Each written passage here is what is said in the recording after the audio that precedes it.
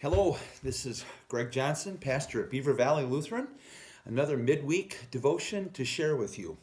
I wish I was on the road for this one. I really had even toyed with the idea of getting in the truck and going down to Kaler, South Dakota. Little town down in Hutchinson County, southeastern corner of South Dakota, and to do this little video there.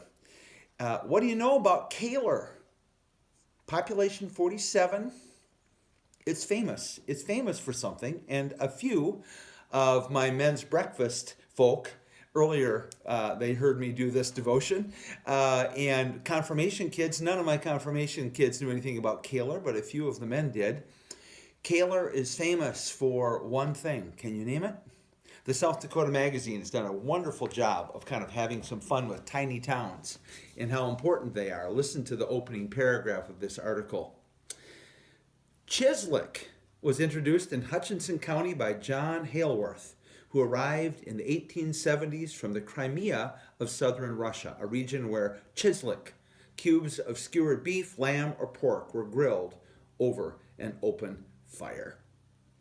Well, Kaler is given credit for being the place where this delicious little delicacy of a food found its birth. And it really is a South Dakota food. I've been told by others that you can go to Wisconsin, they don't know what chislik is. You go to Chicago, they don't know what chislik is. It's really something that started right here in South Dakota. Well, it got me thinking about the collective whole, let's say the state of South Dakota, and its story is made up of lots of little stories. St. Paul understood that when he talked about the church. In the book of Ephesians, we turn to chapter 4 in that letter to find verses that help us, for instance, on New Member Sundays, understand how it is a congregation works. We need lots of differences that make up a whole. Listen to this beautiful little reading, the first verses of Ephesians chapter 4, the basis for this midweek devotion.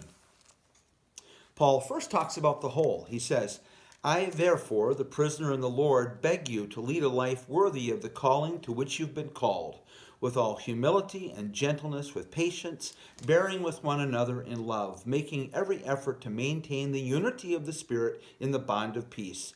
There's one body and one Spirit, just as you were called to the one hope of your calling, one Lord, one faith, one baptism, one God and Father of all, who is above all, and through all, and in all.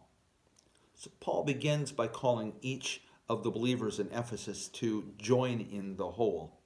But then he shifts gears and he talks about uniqueness and individuality. He says, but each of us were given grace according to the measure of Christ's gift. The gifts he gave were that some would be apostles, some prophets, some evangelists, some pastors and teachers, to equip the saints for the work of ministry, for building up the body of Christ, until all of us come to the unity of the faith and the knowledge of the Son of God, to maturity, to the measure of the full stature of Christ. We must no longer be children, tossed to and fro, and blown about by every wind of doctrine, by people's trickery, by their craftiness and deceitful scheming. But, speaking the truth in love, we must grow up into every way into him who is the head, into Christ, from whom the whole body, joined and knit together by every ligament with which it is equipped, as each part is working properly, promotes the body's growth in building itself up in love. Well, I think it's easy for an individual to count themselves as unimportant in a great big complex world. I think it's easy to be a part of a congregation and think that you can't contribute much. And of course, that's wrong. That's not true. St. Paul would encourage us to give thanks for the way in which we're made.